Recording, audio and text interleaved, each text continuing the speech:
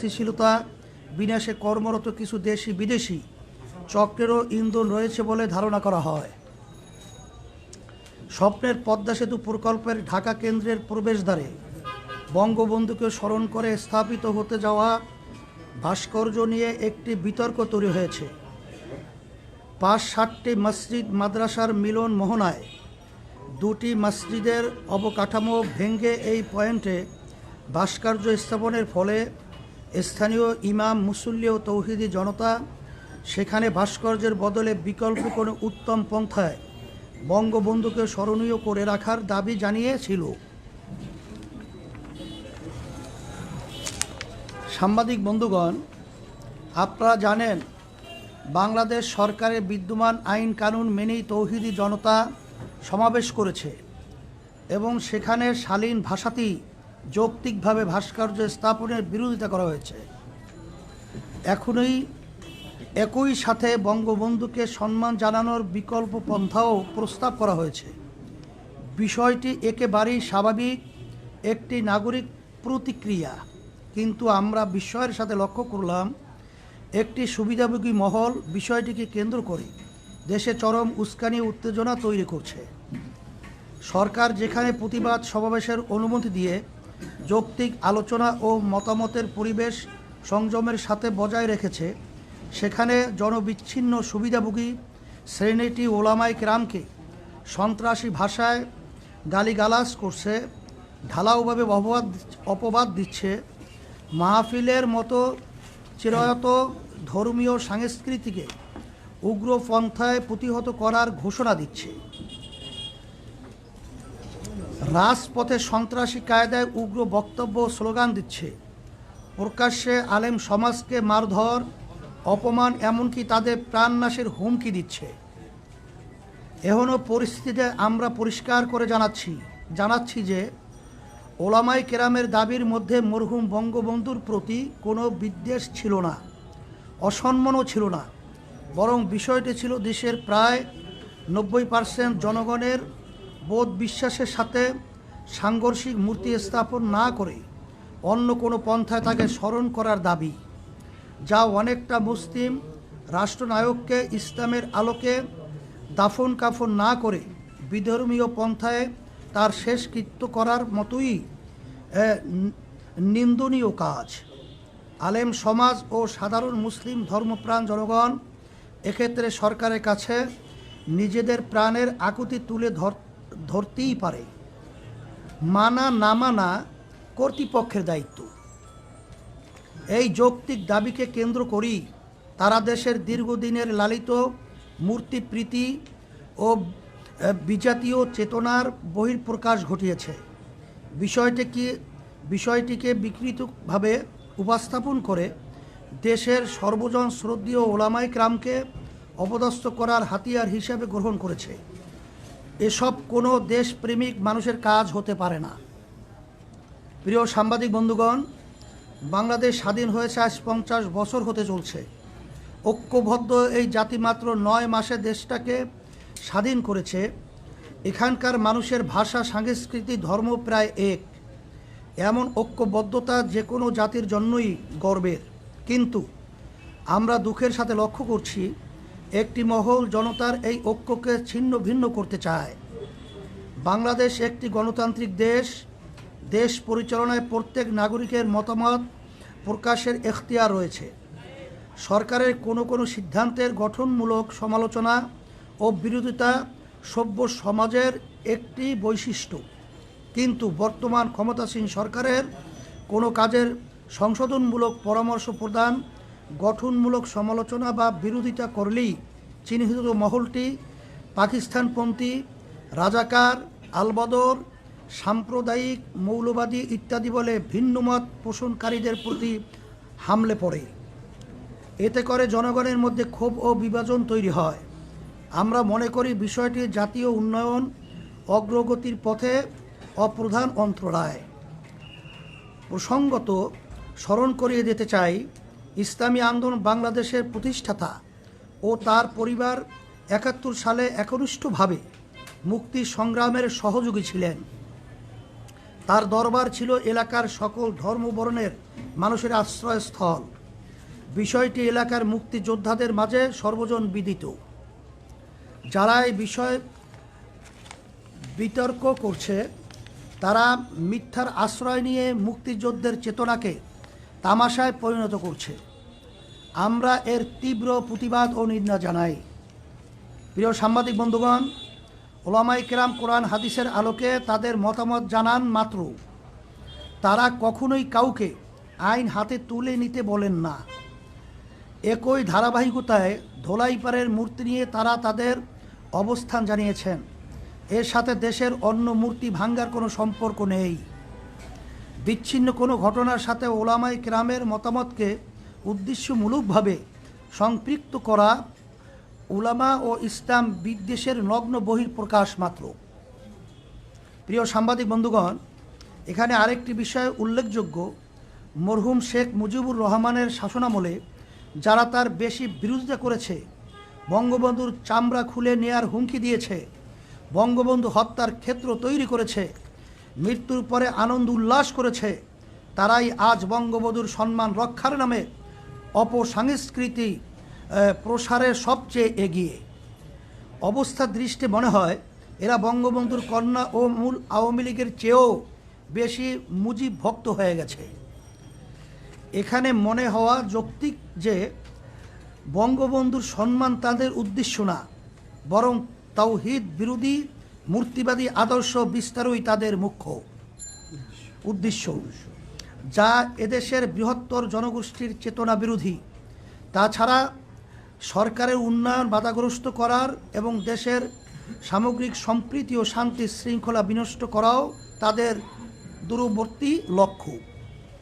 প্রিয় সাংবাদিক বন্ধুগণ, ভাস্কর্য মূর্তি ইস্যুতে চরম উস্কানির মুখেও দেশের শান্তি ও স্থিতিশীলতা বজায় রাখার স্বার্থে ইসলামী আন্দোলন বাংলাদেশ সীমাহীন ধৈর্যের পরিচয় দিয়ে এসেছে।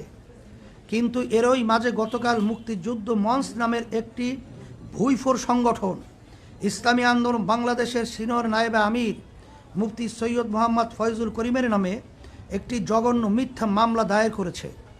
সঙ্গে আরও দুইজন বিশিষ্ট আলেম আল্লামা জুনায়েদ বাবুনগরী ও মাওলানা মামুনুল হকের নামেও মিথ্যা মামলা দায়ের করা হয়েছে। আমরা বিষয়টিকে রাজনৈতিক ইস্যু মনে করিনি, যে কারণে ধৈর্যের সাথে পরিস্থিতি পর্যবেক্ষণ করেছি মাত্র। আমরা আমাদের দলীয় ব্যানারে বা কোনো সহযোগী সংগঠনের ব্যানারে কোনো কর্মসূচিও দেইনি। উগ্রবাদী শক্তি ও তাদের উচ্ছৃঙ্খল সহযোগীরা আমাদের নীরবতাকে দুর্বলতা ভেবেছে। আমি সরকারকে এসব অন্যায় সীমালঙ্ঘনকারীদের নিবৃত্ত করার অনুরোধ জানাই ও ক্ষমতাধীন সরকার এবং তাদের সুবিধাভোগী উগ্র সমর্থকদের সতর্ক করে বলতে চাই, এদেশের ধর্মপ্রাণ সাধারণ মুসলমানরা আজ ঐক্যবদ্ধ। শান্তিপ্রিয় ধর্মপ্রাণ মানুষের ধৈর্যেরও একটা সীমা আছে। আমরা অনেক অপমান সহ্য করেছি। সরকার যদি তাদের সুবিধাভোগী উগ্র সমর্থক এবং দেশের বিরুদ্ধে ষড়যন্ত্রকারী শক্তিগুলোর বাড়াবাড়ি ও উস্কানিমূলক কর্মকাণ্ড বন্ধ করতে ব্যর্থ হয়, তাহলে সাধারণ দেশপ্রেমিক জনতা ও ধর্মপ্রাণ মানুষ তাদের বিরুদ্ধে প্রতিরোধ গড়ে তুলতে বাধ্য হবে। প্রিয় সাংবাদিক বন্ধুগণ, মূর্তি বা ভাস্কর্য নিয়ে বিরাজমান পরিস্থিতিকে আমরা দেশ বিরোধী অপশক্তির চক্রান্ত আকারে দেখছি। আমরা মনে করছি ওরা বাংলাদেশের মানুষের ঐক্য বিনষ্ট করে ভিনদেশি এজেন্ডা বাস্তবায়ন করতে চায়, সামাজিক ও ধর্মীয় অস্থিতিশীলতা তৈরি করতে চায়। এ বিষয়টিতে সরকারের অবস্থান নিয়েও আমরা হতাশ। সাধারণ মানুষের নিয়মতান্ত্রিক একটি দাবিকে কেন্দ্র করে যখন কুচক্রী মহল দেশে ওলামাদের বিরুদ্ধে উগ্রতা ছড়াচ্ছে, তখন তারা তা দমন না করে আরও উৎসাহ দিচ্ছে।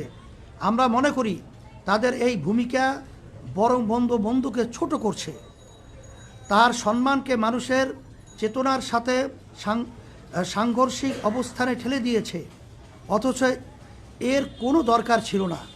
জনগণ মনে করছে সরকার তাদের ব্যর্থতা দুর্নীতি এবং অনিয়ম আড়াল করতেই এই অপকৌশলের আশ্রয় নিয়েছে। পরিশেষে আজকের সংবাদ সম্মেলন থেকে আমরা ইসলামী আন্দোলন বাংলাদেশের সিনিয়র নায়েবে আমির, দেশের বিশিষ্ট রাজনৈতিক ও ধর্মীয় ব্যক্তিত্ব মুফতি সৈয়দ মোহাম্মদ ফয়জুল করিম, আল্লামা জুনায়েদ বাবুনগরী এবং মাওলানা মামুনুল হক এর মিথ্যা মামলা প্রত্যাহারের দাবি জানাচ্ছি। পাশাপাশি যারা দেশের ওলামা সমাজকে এবং সম্মানিত ধর্মীয় ব্যক্তিদেরকে অশালীন ভাষায় গালিগালাজ করে, কটূক্তি করে, ব্যঙ্গ কার্টুন প্রকাশ করে, অপমান অপদস্থ করে, প্রাণনাশের হুমকি দেয়, সংঘাত মারামারি ও মল্লযুদ্ধের আহ্বান জানায়, তাদের বিচারের আওতায় এনে শাস্তির দাবি করছি। আমরা আশা করছি সরকার আমাদের যৌক্তিক দাবি মেনে নিয়ে দেশকে অস্থিতিশীল পরিস্থিতির হাত থেকে রক্ষা করার উদ্যোগ গ্রহণ করবে। আর সরকার যদি ষড়যন্ত্রকারীদের নিয়ন্ত্রণে ব্যর্থ হয়, তাহলে ইসলামী আন্দোলন বাংলাদেশ নিজেদের নিরাপত্তা, মর্যাদা, মত প্রকাশের স্বাধীনতা ও নাগরিক অধিকার রক্ষার প্রয়োজনেই দেশের জনগণকে সঙ্গে নিয়ে বৃহত্তর কর্মসূচি দিতে বাধ্য হবে। আবারও সবাইকে আন্তরিক ধন্যবাদ জানিয়ে শেষ করছি। আল্লাহ হাফেজ। সবাইকে ধন্যবাদ। প্রিয় সাংবাদিক বন্ধুগণ, এই লিখিত মোহতারাম আমিরের লিখিত বক্তব্যের আলোকে যদি আপনাদের কোনো প্রশ্ন থাকে তাহলে প্রশ্নগুলো দয়া করে উপস্থাপন করুন। আমি স্যার, আমার নাম নোমান, থেকে বলছি, কারণ আমি গেছি। আমার প্রশ্ন হলো ভাই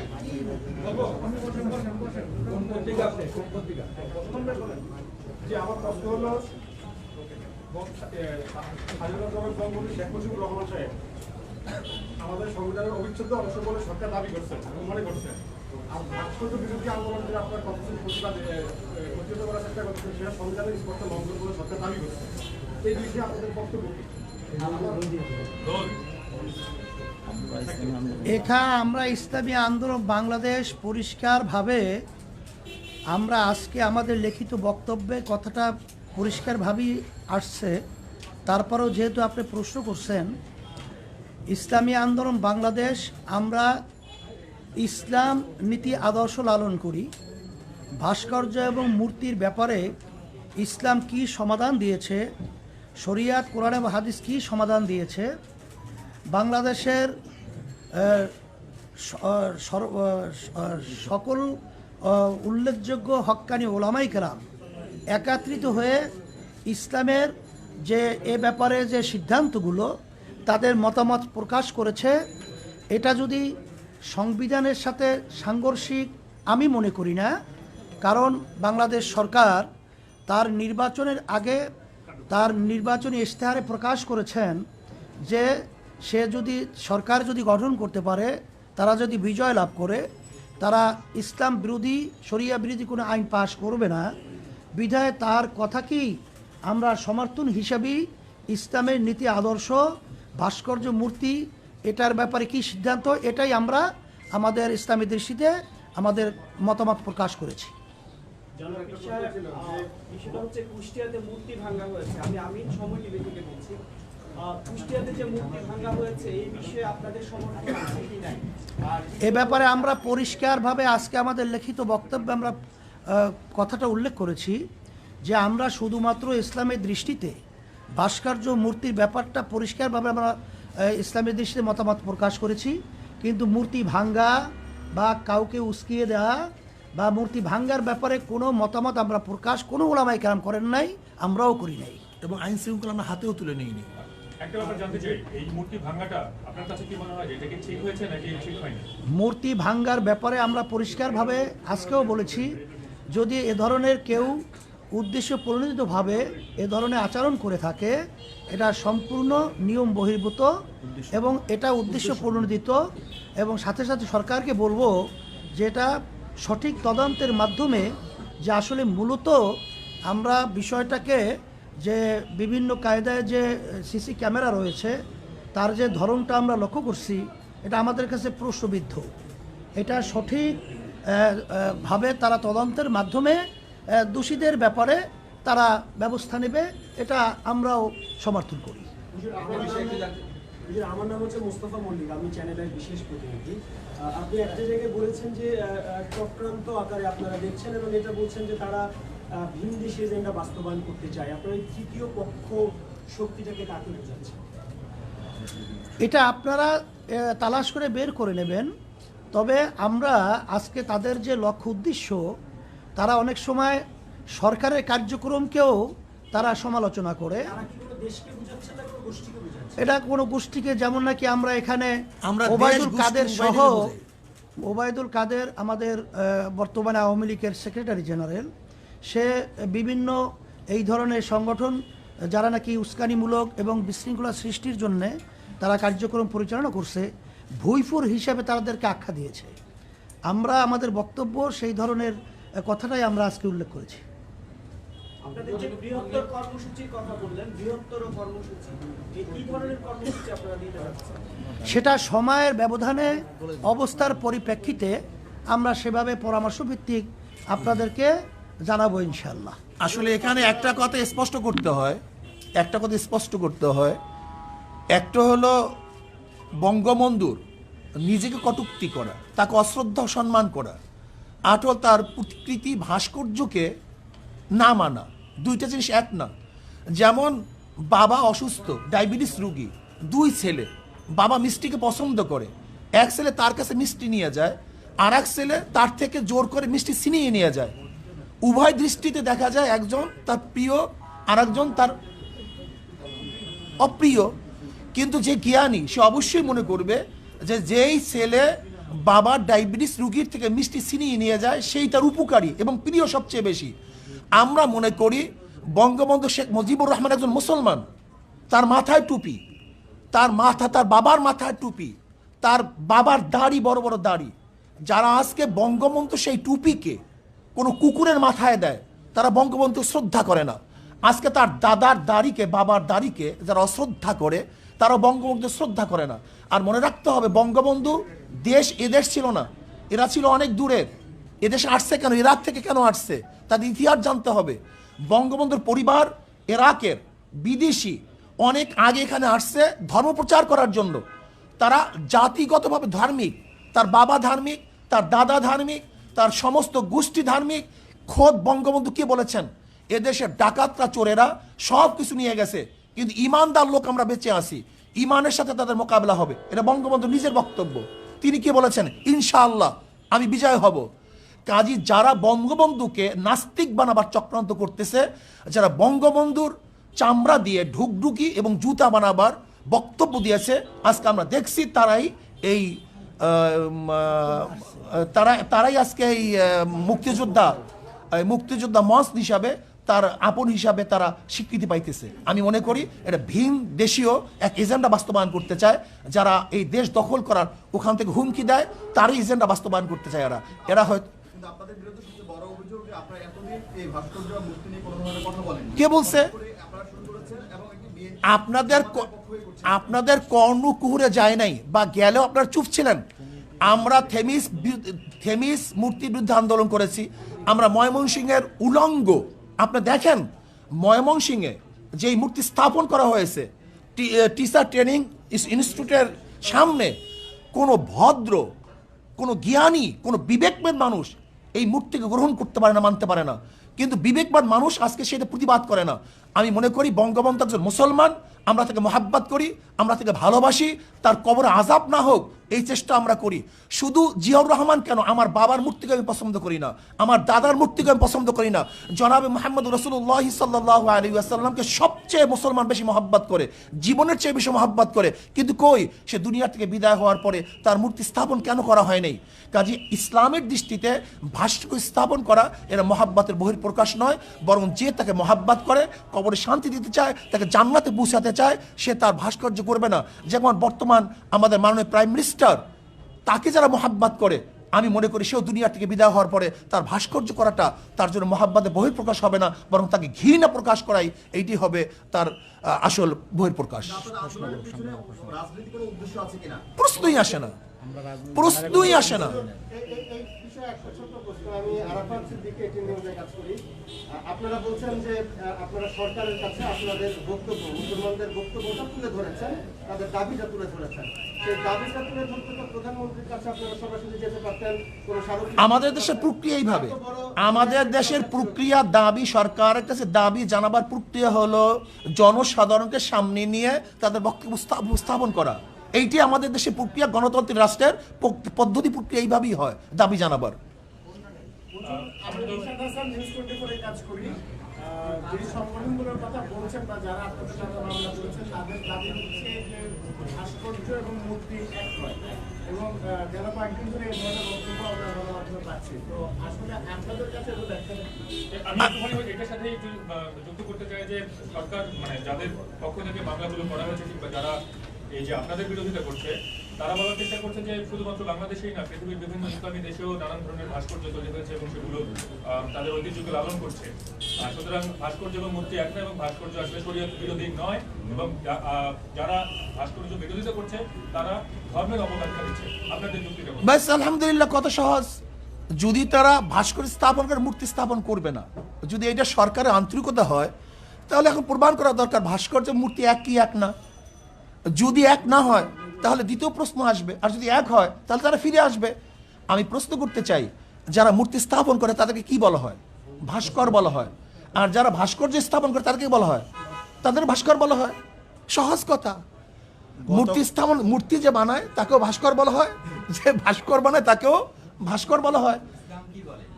গতকালকেও যে বঙ্গবন্ধুর যে কুষ্টিয়ায় মূর্তি ভাঙা হয়েছে, বা আপনারা যেটা বলেন ভাস্কর্য ভাঙা হয়েছে, কলকাতার অনলাইন পত্রিকায় নিউজ হয়েছে যে বাংলাদেশে বঙ্গবন্ধুর মূর্তি ভাঙায় নিয়ে উত্তেজনা তৈরি হয়েছে। এবং কলকাতা আনন্দবাজার পত্রিকা সহ অনেক পত্রিকার আমাদের কাছে রেফারেন্স আছে যে সেখানে মহাত্মা গান্ধীর যে ভাস্কর্য এটাকে মূর্তি বলা হয়েছে, এবং লেনিনের যে ভাস্কর্য এটাকে মূর্তি বলা হয়েছে, বিবিসিতে বলা হয়েছে। লেনিনের 100 বছর পূর্তিতে আনন্দবাজার সেটা সম্পাদকীয় করেছে, তাই না?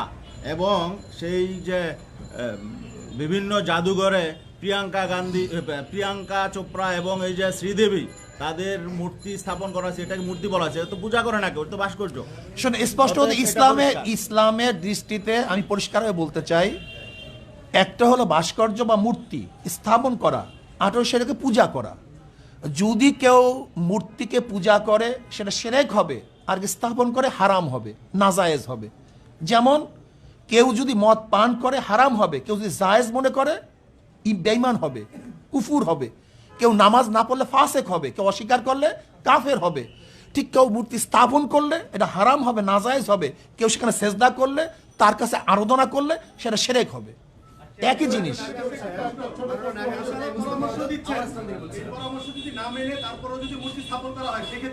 ব্যাস, আমরা তো বলছি আমরা সচেতন করব। আইন শৃঙ্খলা আমরা হাতে তুলি নাই। ইসলামী আন্দোলন বাংলাদেশ আজ পর্যন্ত আইন শৃঙ্খলা হাতে তুলে নাই। আমাদের কাজ হলো সতর্ক করা, পরামর্শ দেয়া, তাদেরকে জানিয়ে দেওয়া, অন্যায় প্রতিবাদ করা। আপনাদের এই প্রশ্নের উত্তরগুলো অনেকটাই আমাদের লিখিত বক্তব্য চলে আসছে। জি জি জি। প্রশ্নটি হলো যে ভাস্কর্য ভাঙ্গার আন্দোলন নিয়ে বা বর্তমানে কিছু বক্তব্যকে ঘিরে দেশের 3 জন আলেমের নামে রাষ্ট্রদ্রোহ মামলা হয়েছে, সেখানে আপনিও আছেন। এই বিষয়টা এখানে এসেছে।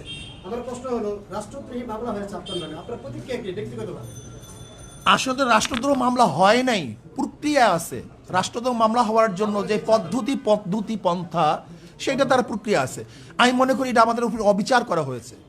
আমরা রাষ্ট্রদ্রোহ কোনো কাজ করি নাই, বরং যদি এই মামলা আমাদের বিরুদ্ধে হয় তাহলে আমি মনে করবো অবৈধভাবে আমাদের উপর জুলুম করা হয়েছে। সরকার আমাদের জুলুম করছে, এবং জনগণের কাছে আমরা এটা উপস্থাপন করব, জনগণ এই বিচার করবে। আচ্ছা, এই দেশে অনেক ধর্মের লোক বসবাস করে, ইসলাম ধর্মের বাইরেও অনেক লোক, কিন্তু আপনাদের এইসব যারা অনেক সময় তাদের ধর্মীয় বিধান অনুযায়ী মূর্তিকে তারা হয়তো পূজা করে, তো আপনাদের এই বক্তব্যের পরে যে বাংলাদেশের যে একটা অসম্প্রদায়ের চরিত্র, সেটা কি কোনো রকম আঘাত আসবে কিনা, কিংবা অন্য ধর্মের প্রতি প্রশ্নই আসে না। আমাদের আজকে বক্তব্য আপনি শুনছেন, ইসলামের নীতি আদর্শ এবং দৃষ্টি, এটা আমরা পরিষ্কার বলছি। কোনো ধর্মের উপরে, তাদের কার্যক্রমের উপরে ইসলাম কোনো জিনিস চাপিয়ে দিয়ে বাধ্য করা হয় নাই। এটা পরিষ্কার আমাদের আজকে বক্তব্য লেখা। শ্রদ্ধাভাজন আমার সাংবাদিক বন্ধুগণ, যদি ইসলাম মূর্তি ভাঙ্গার আদর্শ লালন করত, বিজাতীয়দের মূর্তি যারা পূজা করে লালন করত, তাহলে পাক উপমহাদেশে 800, 750 বা 900 বছর পর্যন্ত মুসলমান শাসক হওয়া সত্ত্বেও এদেশে মূর্তি থাকে কিভাবে? কিন্তু কোনো মূর্তি তো ভাঙ্গা হয়নি। হুজুর, আপনি ভাস্কর্যের যে ব্যাখ্যাটা দিয়েছেন, ভাস্কর্যে যদি প্রাণীর ছবি থাকে তাহলে সেটাই তো আসলে ইসলামের জন্য হারাম। এবং সেই সঙ্গে আপনাদের বক্তব্যে চিত্রকর যারা ছবি আঁকেন তারাও তো আসলে হারাম কাজ করছেন, তারাও তো আসলে নিকৃষ্টতম জায়গায় লিপ্ত হবে। তো আমার প্রশ্ন যে বঙ্গবন্ধুর অনেক দিন ধরে তো চিত্রাঙ্কন প্রতিযোগিতা হচ্ছে, বঙ্গবন্ধুর ছবি আঁকা হচ্ছে, আপনারা তো আচ্ছা আমি একটা কথা বলি, আমরা তো বলছি শোনে আসলে না, আমরা বলছি আগেই এর প্রতিবাদ আমরা আগেই করছি। হুট করে হলো কিভাবে? এদেশে হাজারো খুন হয়েছে, কিন্তু সিনহা খুন হওয়ার পরে সেটা আলোচনায় চলে আসছে। এদেশে হাজারো ধর্ষণ হয়েছে, কিন্তু লক্ষ্মীপুরে ধর্ষণ হওয়ার পরে আলোচনায় চলে আসছে। এদেশে হাজারো খুন হয়েছে, আবরার হত্যা হওয়ার পরে সেটা আলোচনায় চলে আসছে। কাজী সব জিনিস সবসময় আলোচনা আসে না। কিন্তু আমি প্রশ্ন করতে চাই, শুধু একটা কথা বলতে চাই যে আজকে যারা আলেমদের বিরুদ্ধে অপবাদ দিচ্ছে, এদের চরিত্র কি? ধর্ষণের সেঞ্চুরি এরা পালন করছে। যারা ধর্ষণের সেঞ্চুরি পালন করছে তারা আলেমের বিরুদ্ধে অপবাদ দিচ্ছে। যাদের ট্রাঙ্কের মধ্যে বাচ্চা পাওয়া যায় তারা আলেমদের বিরুদ্ধে অপবাদ দিচ্ছে। যারা ধর্ষণ করাবার হাজার মানুষকে হত্যা করছে, আমাদের মা বোনদেরকে হত্যা করেছে, তারা আজকে আলেমদের বিরুদ্ধে চরিত্রে অপবাদ দিচ্ছে। আমি মনে করি চালন যদি সুইকে বলে তোর পিছনে ছিদ্র, এইটা সেই অবস্থায় বুঝতে। যারা এদেশে ধর্ষণ, লুট, তরাস, খুন, গুম যারা সেঞ্চুরি পালন করছে তারা আজকে আমাদেরকে বলতেছে আমরা দেশদ্রোহী, আমাদেরকে মল্লযুদ্ধের জন্য আহ্বান করতেছে। আমরা তাদের সাথে মল্লযুদ্ধ করতে চাই না। তো আপনারা তো নানান বিষয় নিয়ে সবসময় সোচ্চার থাকেন, মাদ্রাসায় যে ছাত্র নির্যাতন হয় সেই বিষয় নিয়ে আপনারা 100 বার বলতেছি, আমরা 100 বার বলতেছি, যেখানে অপরাধ আছে তার বিরুদ্ধে আমরা করি, কিন্তু অপরাধ চাপিয়ে দেয় মন্দিরের মধ্যে, গির্জার মধ্যে। শুধু তাই না, আজকে দেখেন আপনি যে আমরা তো এইটার প্রতিবাদ করি, বরং যারা এইটার সমকামীর আইন পাশ করার জন্য যারা বারবার উত্থাপন করছে আমরা তাদের বিরোধিতা করছি। কাজে এইটার বিরোধিতা আমরা। শুধু তাই নয়, আজকে দেখেন হুমায়ুন আহমেদের ঘেটো ছেলে কমলা, ঘেটুপুত্র কমলা, এই ঘেটুপুত্র কমলার এই সিনেমার মাধ্যমে, নাটকের মাধ্যমে এইটা তো গোটা দুনিয়ার মধ্যে ছড়িয়ে দেওয়ার অপচেষ্টা তারা করছে। কাজে এই অপবাদ তো তাদের উপরে আসবে, এটা আমাদের উপরে আসবে কেন? যেটা আমরা সবসময় হারাম বলতেছি, নাজায়েজ বলতেছি, সর্বোচ্চ ঘৃণার জিনিস মনে করতেছি। কাজে আমি মনে করি দেশ যেহেতু নষ্ট হয়ে গেছে, দেশ যেহেতু ধ্বংস হয়ে গেছে, কাজে এর কিছু আচরণ সব জায়গায় লাগতে পারে, এটা বিচ্ছিন্ন ঘটনা, কিন্তু তার উপরে জাতির কোনো অপবাদ। আল্লাহ পাক আমাদের সবাইকে কবুল করে না। আপনারা উপস্থিত হওয়ায়, কষ্ট করায় শুকরিয়া আদায় করছি। এবং মেহমানদারি আর আপনারা মেহমানদারি আপনাদের জন্য ব্যবস্থা রাখা হয়েছে। আশা করি আপনাদের মেহমানদারি আপ্যায়ন আপনারা গ্রহণ করবেন। আর আপনাদের আজকে ওয়ালাইকুম আসসালাম, সকলকে ধন্যবাদ জানাই। আজকে আপনারা আন্তরিকভাবে যে সুন্দর পরিবেশ তৈরি করেছেন, আপনাদেরকে অসংখ্য ধন্যবাদ। আজকে সাংবাদিক সম্মেলন কার্যক্রম আনুষ্ঠানিকভাবে এখানেই সমাপ্ত হলো। সম্মানিত সাংবাদিক বন্ধুগণ, আপনাদের জন্য সামান্য আপ্যায়নের ব্যবস্থা আছে, আপনারা দয়া করে অনুগ্রহ করে তা গ্রহণ করুন। আমাদের স্বেচ্ছাসেবক ভাইয়েরা সব সাংবাদিক ভাইদের কাছে নাম বলবেন।